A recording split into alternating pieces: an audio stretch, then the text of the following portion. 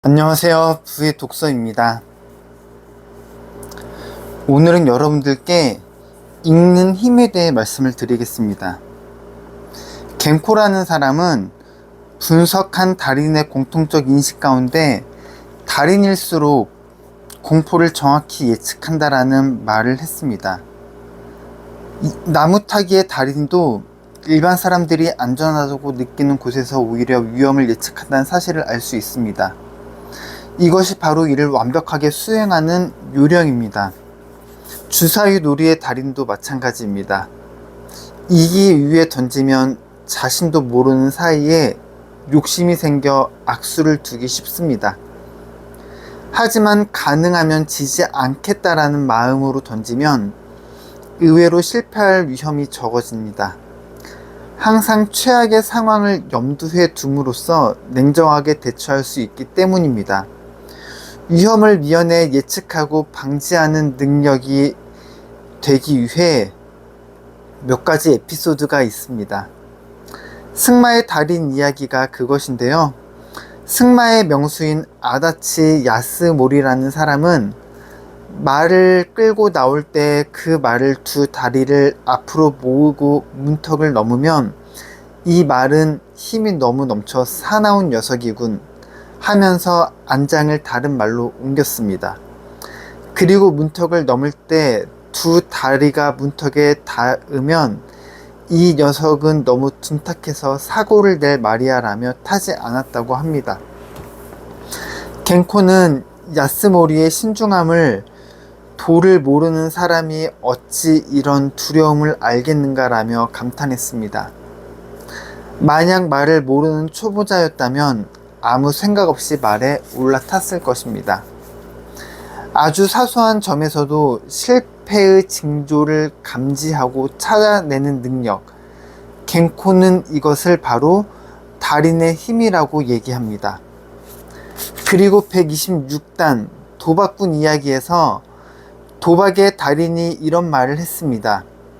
도박할 때 계속 지다가 마지막에 필사적으로 모든 것을 쏘아 부으려는 사람과의 승부를 겨루지 않는 것이 좋습니다.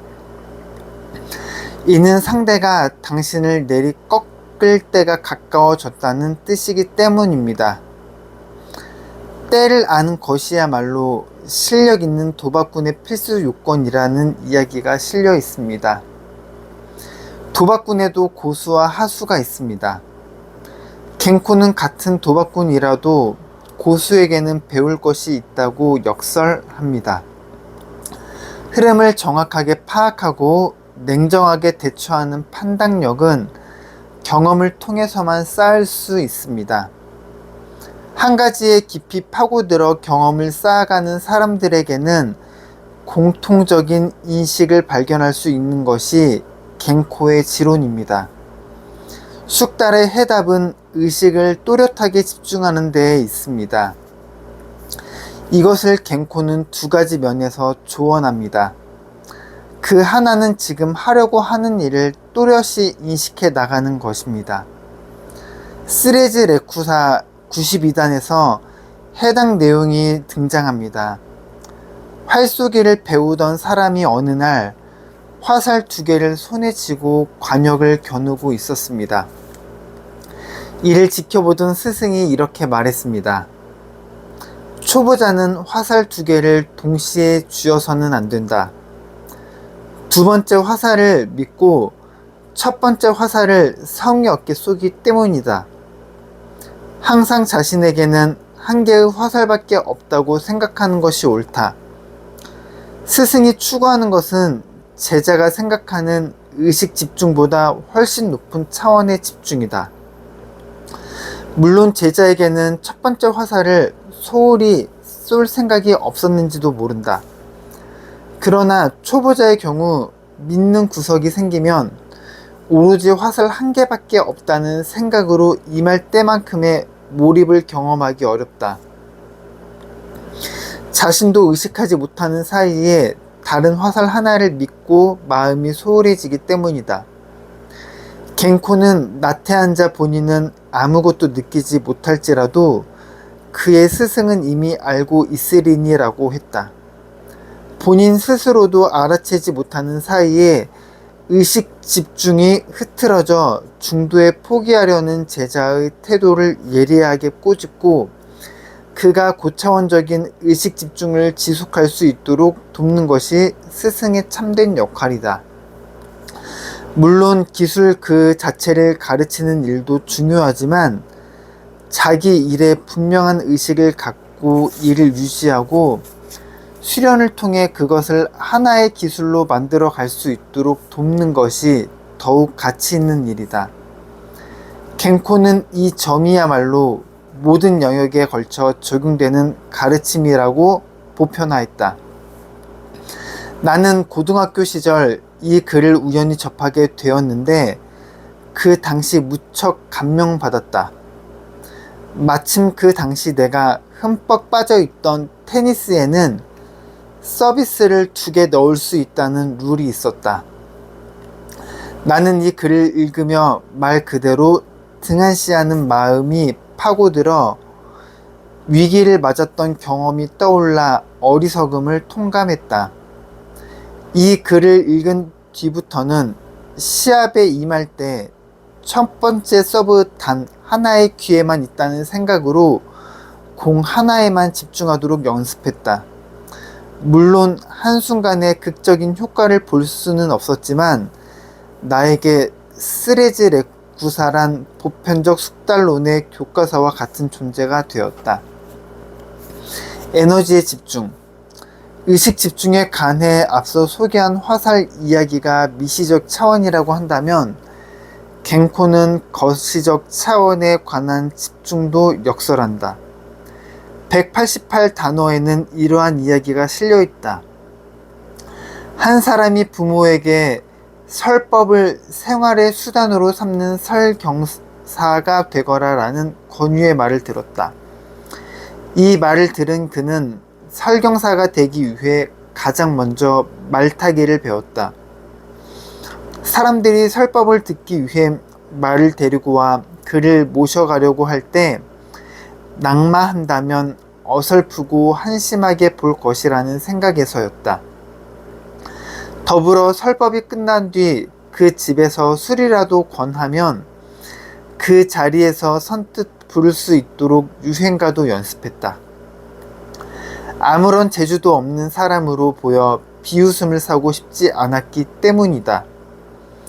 이 2가지 재주를 배우고 익히면서 요령을 터득하게 되자 그는 점점 더 잘하고 싶어져 바지런히 연습했다. 그러나 그 일에만 몰두한 나머지 가장 중요한 설경은 배우지도 못한 채 나이를 먹고 말았다는 이야기다. 젊은 시절에는 여러 가지 일에 뜻을 두어 이름을 알리거나 권위를 얻고자 하지만 아직 시간이 많다는 생각에 게으름을 피우며 눈앞에 보이는 일에만 신경을 쏟아 세월을 허비하기 쉽다. 그러다 보면 정작 어느 것 하나도 숙달에 이르지 못한 채 속절없이 늙어가는 것이다. 이런 상황을 가파른 고갯길을 내달리는 수레바퀴에 빗댄 것은 대단히 강렬하면서 인상 깊은 표현이다. 요컨대 여기서 겐코가 말하는 것은 에너지를 적당히 분배하거나 분산하는 것이 아니라 의식의 집중이다.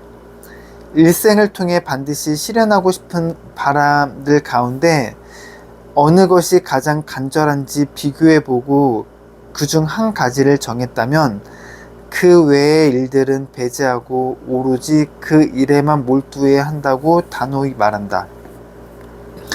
한 가지 일을 반드시 이루고 말겠다고 결심했다면 그 밖의 일이 부족해지는 것에 상처받을 필요도 사람들의 반응에 일일이 신경 쓸 필요도 없다.